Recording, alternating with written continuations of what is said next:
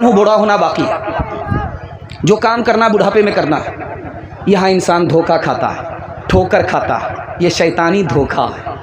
تیسری بات کو ذرا غور سے سنیے گا، بہت دھیان سے سنیے گا۔ اللہ کے رسول کی مجلس ہے، صحابی آئے، حضرت عمر پوچھا کیا لے کر کے آئے نبی کی خدمت میں؟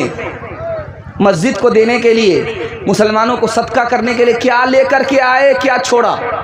تو حضرت عمر نے کہا کہ آدھا لے کر کے آئے، آدھا چھوڑ دیا۔ حضرت ابو بکر سے پوچھا کہ تم کیا لے کر کے آئے، کیا چھوڑ کر کے آئے؟ کہا سب کچھ لے کر کے آ گیا، گھر میں صرف خدا رسول کو چھوڑ دیا۔ چوتھا نمونہ دے رہا ہوں، دھیان سے سنیے گا، اس کو دھیان سے سنیے گا۔ تجربے میں آپ دیکھ لیجئے گا، آپ دھوکہ نہیں کھائیں گے۔ آپ کو سکون کیسے ملے گا؟ آج آپ کے پاس روپیہ ہے، پیسہ ہے، دھن دولت ہے، سب کچھ ہے، لیکن سکون نہیں ملتا۔ آپ کی نیند حرام ہے، نیند کی گولی کھانی پڑتی ہے پھر بھی مکمل نیند نہیں آتی ہے۔ سکون کیوں نہیں ملتا؟ سب کچھ ہونے کے باوجود آپ کو سکون کیوں نہیں ملتا؟ آپ اوپر دیکھ رہے ہیں، نیچے نہیں دیکھ رہے۔ آپ اوپر کو دیکھیں گے آپ کا سکون چلا جائے گا، آپ نیچے کو دیکھیے آپ کو سکون ملے گا۔ آپ 4 چکا والا ہیں، موٹر سائیکل والے کو دیکھیے، موٹر سائیکل والے ہیں، سائیکل والے کو دیکھیے، سائیکل والے ہیں، آپ پیدل والے کو دیکھیے، پیدل والے ہیں اس کو دیکھیے جس کو پیر تک نہیں ہے۔ آپ کا دل مضبوط ہوگا، میرے خدا تو نے مجھے سائیکل سے محروم کیا، پیر سے تو محروم نہیں کیا۔ دنیا میں تیرے کتنے بندے ہیں پیر تک سے محروم ہیں۔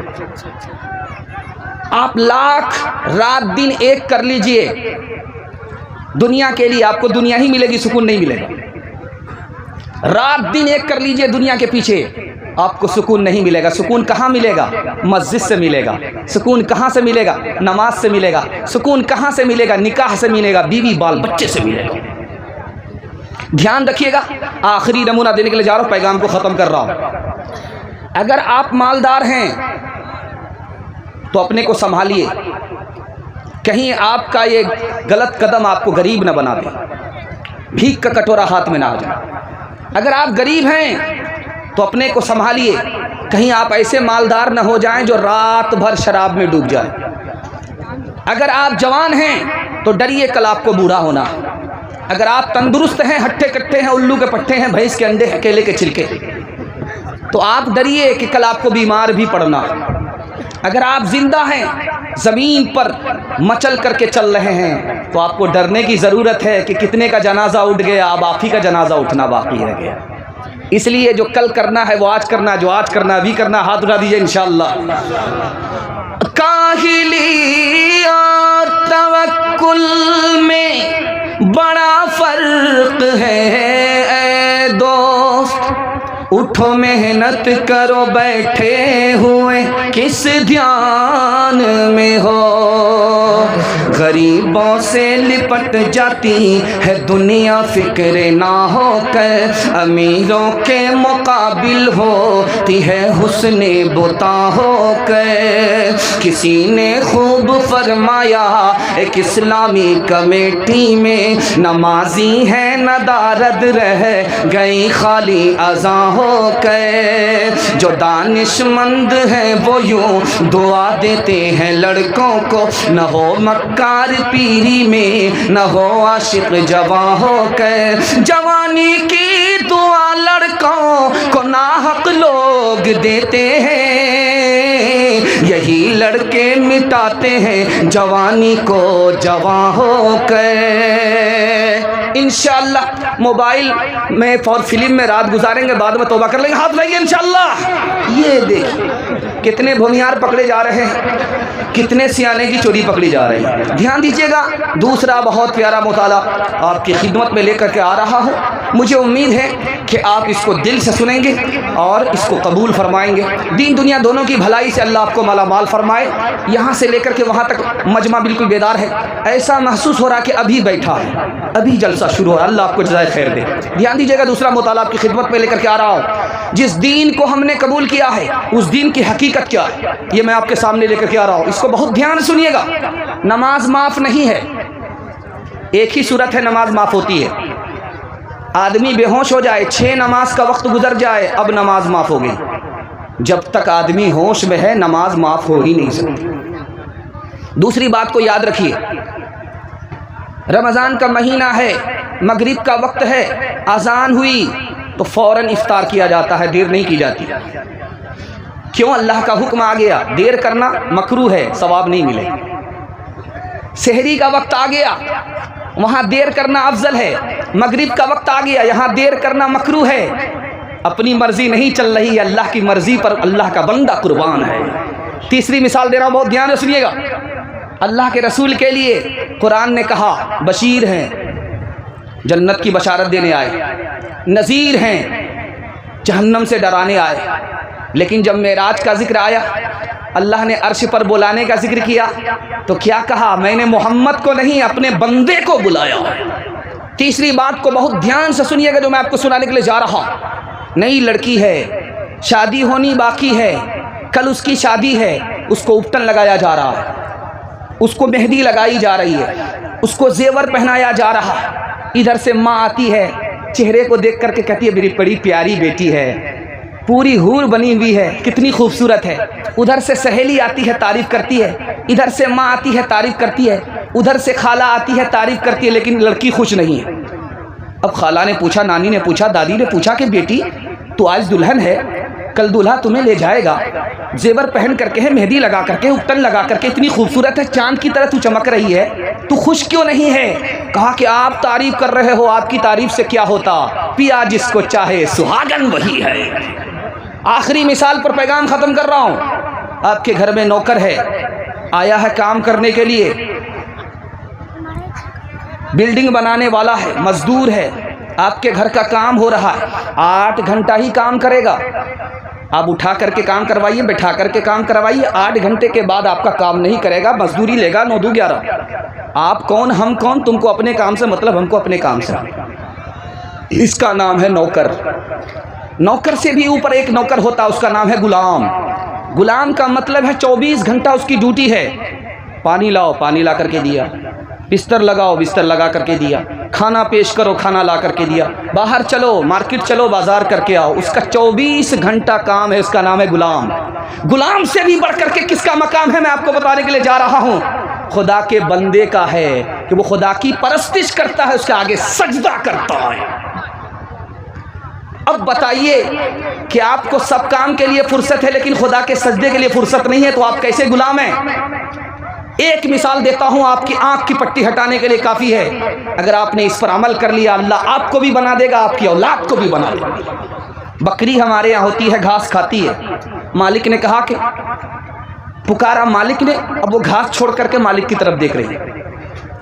مالک نے پکارا، بکری گھاس چھوڑ کر کے اس کو دیکھ رہی ہے، ہمارا مالک مسجد سے صدا لگا رہا ہے، ہم کو نماز سے مطلب نہیں، بتائیے اس بکری سے ہم بدتر ہیں کہ نہیں ہیں؟ انشاءاللہ آج کے بعد نماز ہماری قضا نہیں ہوگی، ہاتھ اٹھا دیئے انشاءاللہ۔ جمعہ نماز پڑھیں گے، ہاتھ اٹھائیے انشاءاللہ۔ توحید تو یہ ہے کہ خدا حشر میں کہہ دے، خدا حشر میں کہہ دے، یہ بندہ دو عالم سے خفا میرے لیے ہے، خفا میرے لیے ہے۔ تم شوق سے کالج میں پڑھو، پارک میں بھولو، جائز ہے غبارے میں اڑو، چرخ پہ جھولو، پر ایک سخن بندہ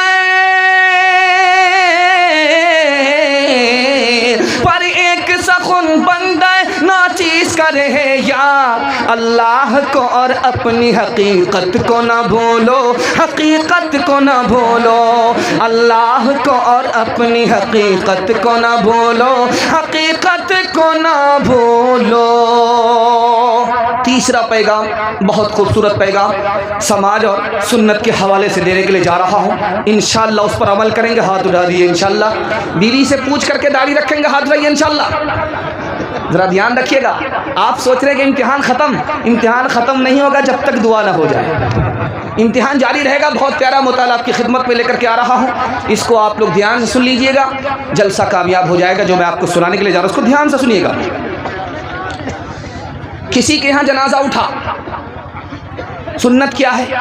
سنت یہ ہے کہ آپ رشتہ دار ہیں، آپ کے گھر میں خوشی ہے، اس کے گھر میں ماتم ہے، آپ اپنے گھر میں کھانا پکائیے، اس رشتہ دار کو کھلائیے۔ لیکن سماج میں ہوتا کیا ہے، جس کا جنازہ اٹھا ہے وہی رشتہ دار کو کھلائے گا اور بھوج کر کے کھلائے گا، اور یہ جو آئے ہیں ایک مٹھی مٹھی دینے کے لیے، یہ پرہیزی بھی کھائیں گے۔ دھیان دیجیے گا، یہ میں نمونہ آپ کی خدمت میں لے کر کے آ رہا ہوں، اس کو بہت دھیان سے سنیے گا۔ آپ آئے ہیں، جس کا جنازہ اٹھا اس کے یہاں آپ آئے ہیں، مٹی دینے کے لیے آئے ہیں، آپ اس مٹی دے کر کے اس کے یہاں کھانا کھا رہے ہیں، اس کا نام ہے بدعت۔ بدعت میں 4 برائی ہے۔ پہلی برائی یہ ہے کہ جو بدعت پر کھڑا ہوتا ہے وہ دین کو ایجاد کرنے والا ہوتا ہے، جبکہ دین کو ایجاد کرنے والا خدا ہے، وہ خدا بننے کی کوشش کرتا ہے۔ دوسری برائی ہے، اس کا دعویٰ ہے جو میں کرتا ہوں وہی دین ہے، جو میں کہتا ہوں وہی دین ہے۔ اس کا تیسرا دعویٰ ہے خدا رسول سے دین کو زیادہ جاننے والا میں ہوں، اس کی غلط فہمی ہے کہ یہ دینداری ہے کہ جنازہ پڑھا، مٹی دیا، 2 مٹھی کھانا کھانا کر کے جا رہے ہیں، یہ بدعت کے خلاف ہے، یہ نفس کی غلامی ہے، خدا کی غلامی نہیں ہے۔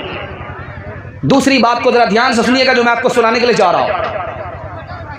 آپ آئے، جنازہ پڑھنے کے لیے آئے، مٹی دینے کے لیے آئے، 2 مٹھی کھانا کھا کر کے گئے، کیا ہوا؟ آپ کا عمل برباد ہوا، اور آخرت میں آپ کو کوئی حصہ ملنے والا نہیں ہے۔ دل سے آپ کو گمان ہے کہ مجھے ثواب ملے گا، آپ نے 2 مٹھی بھات کھا کر کے اپنے عمل کو دنیا سے لے کر کے دین تک برباد کر دیا۔ تیسری بات کو ذرا دھیان سے سنیے گا جو میں آپ کو سنانے کے لیے جا رہا ہوں، اللہ کرے کہ آپ کی آنکھ سے پٹی ہٹ جائے۔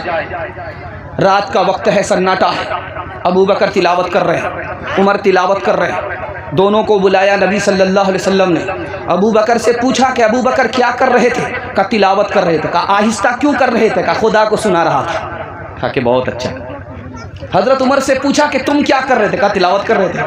کہا زور سے کیوں کر رہے تھے؟ کہا لوگوں کو، سوتے ہوئے آدمی کو جگا رہا تھا۔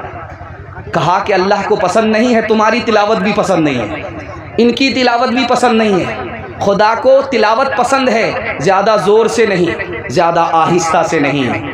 اللہ وہی کام کرو جو اللہ کو پسند ہے، اپنی مرضی سے کرو گے اللہ کو پسند نہیں ہے۔ چوتھی بات سنا رہا ہوں، اس کو دھیان سے سنیے گا جو میں آپ کو سنا رہا ہوں۔ آپ نماز پڑھنے کے لیے کھڑے ہوئے، آنکھ بند کر کے آپ نماز پڑھ رہے ہیں، آنکھ بند ڈبہ گئے، سسرال پہنچے، وہاں سے لوٹ کر کے آئے، آنکھ بند کر کے آپ نماز پڑھ رہے ہیں، آپ کو نماز میں ثواب نہیں ملے گا، کیونکہ یہ سنت کے خلاف ہے۔ ہمارے نبی نے پوری زندگی آنکھ بند کر کے نماز نہیں پڑھی۔ آپ نے کیا کیا؟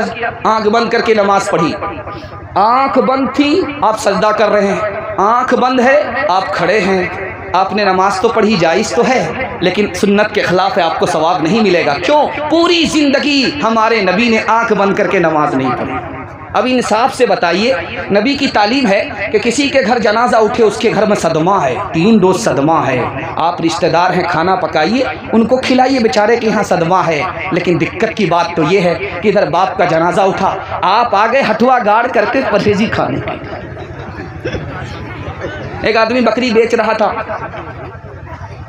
کہا 300 روپے میں بکری بیچوں گا، دیکھنے کے لیے نہیں آؤں گا، دیکھنے کے لیے آؤں گا، 200 روپے میں بیچوں گا۔ بڑا پاگل ہے، کہاں سے آیا؟ ہاں پاگل ہے، 200 روپے میں خرید لیا، کہتا دیکھا جلسہ کے بغل میں میرا گھر ہے، آنا روز بکری دیکھ کر کے چلے۔ اب وہ روز آتا تھا، ناشتہ کھا کر کے جا رہا، روز آ رہا، ناشتہ کھا کر کے جا رہا۔ تو بکری والی نے کہا کہ یہ تو بڑا اچھا سودا ہوا، یہ تو حساب کتاب سب برابر کر رہا ہے، روز آتا ہے، ناشتہ کھا کر کے جاتا ہے۔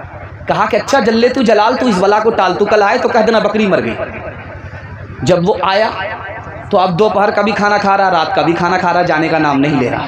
کہا کہ پہلے تو آسمان سے ٹپکے تھے، کھجور بیٹھ کے تھے، اب تو مصیبت بالائی مصیبت ہو گئی، جانے کا نام ہی نہیں لے رہا، پوچھو تو صحیح۔ کہا جب میری بکری مر گئی ہے تو ایسے تھوڑو جاؤں گا، چلیسوا بھی کھاؤں گا، تیجا بھی کھاؤں گا، برسی کھا کر کے جاؤں گا، سب کچھ ختم